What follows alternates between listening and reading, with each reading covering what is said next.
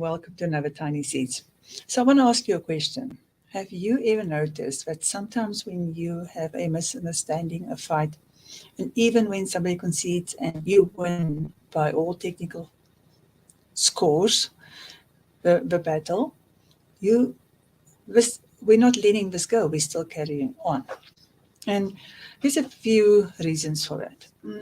So let's start with number one really important reason. So what sometimes happens is that we have resentment about something else. And because we don't talk about it when we are calm, but we wait until we explode, we're going to explode about something else completely and utterly. We're not going to explode about the thing that we have resentment over.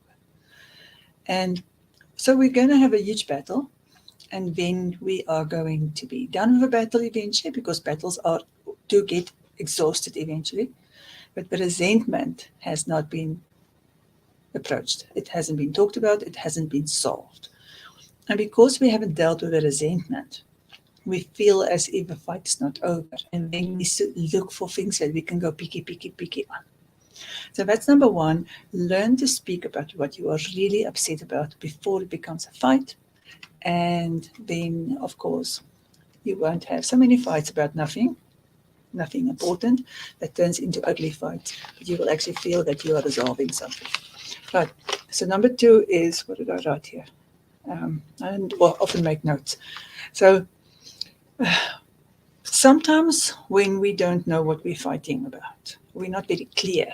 Not even sometimes. Let me just say very often. For most of us who have not learned what unfair fighting is, that have not learned how to have proper difficult conversations that are focused on good outcomes, but who are just doing the regular, everybody will just continuously get more and more upset until somebody explodes, and then we'll just fight about everything. And then the fight about everything starts, and then somebody changes the subject, and then you take the bait and you go down that rabbit hole.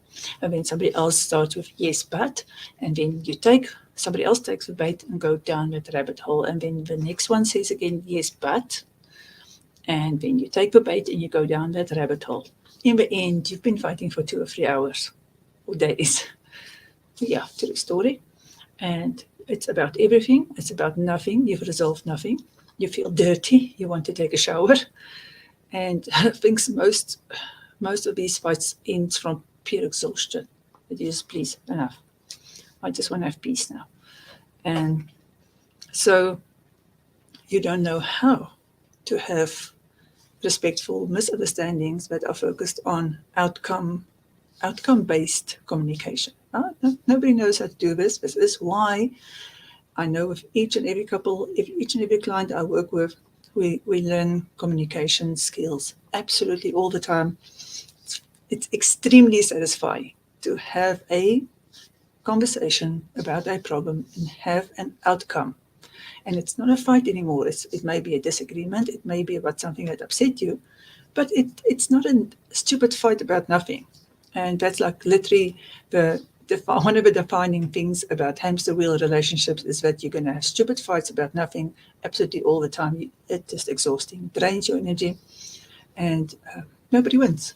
Then number three, sorry, muffin complaining on my lap. Doesn't want to.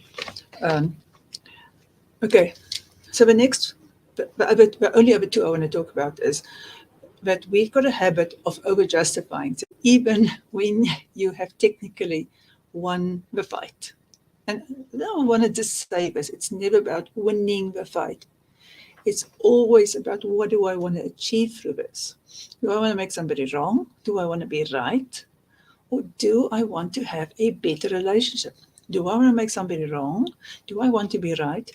Or do I need somebody to pay attention to it? And something that's extremely important, want and needs for me to have more respect, more love, more connection, those kind of things, more conversations, more time together. Do I get those things, or do I get to be right? So let go of the idea that you need to be right and the other one wrong. Because if that is how you fight, you are going to just have a very unsuccessful fight, and it's going to be about justifying. and justifying and justifying. I am justifying means I'm still right no matter what happened, and that means the real fight doesn't go away, and that means the resentment keeps on building on both sides.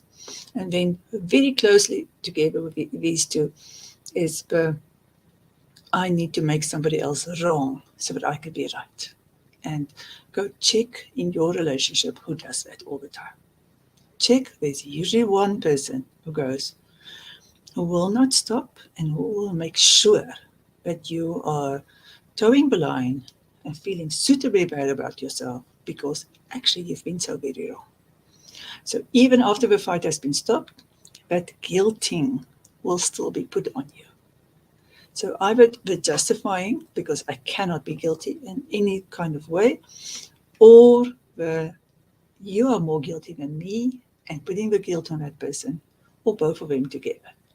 Yucky, sucky, terrible kind of ways to have communication. It's a lack of communication completely, but it is one of those things that carry on, and again, massive amounts of resentment between people when we do this.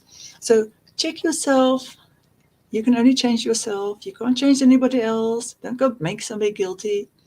But if somebody does do this all the time and make you guilty at the end of a fight, then next time you start having a conversation, make sure you're doing it about one topic, that you're very specific about what you want to talk about. Don't go down the rabbit hole. Say, no, let's come back and just please finish talking about this. Don't take the bait. And if everything is sorted out and somebody else wants to make you guilty, then you do want to just notice. You just want to say, I've noticed that whenever we resolve something, you will not stop. You will carry on, and you will still make sure I know that I was a bad girl or a bad boy, that I need to improve.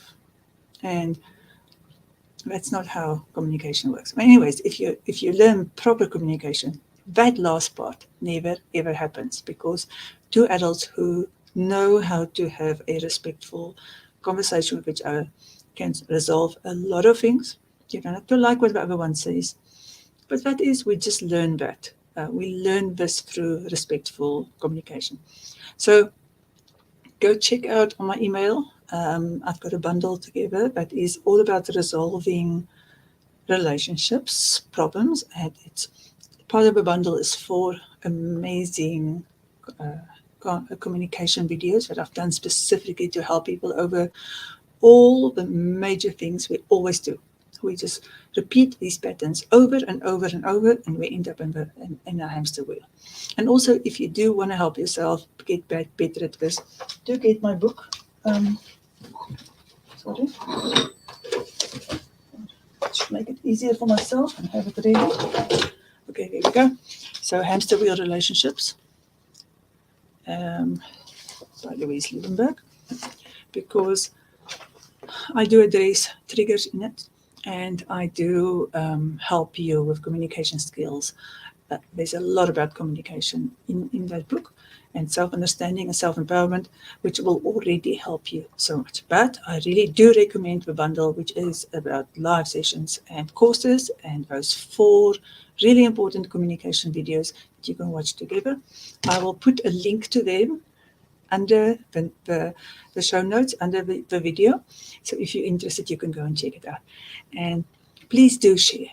There are so many people who are fighting nonstop for years, and those relationships suffer. The children in those relationships suffer, and it is not necessary. We can learn how to fight clean, well, actually communicate better, and have a resolution at the end instead of feeling continuously frustrated and resentful. Okay, so thank you for sharing. Thank you for watching. And till next time for another short video, sending you lots of love and appreciation for being here and showing up for this. Have a good day. Bye.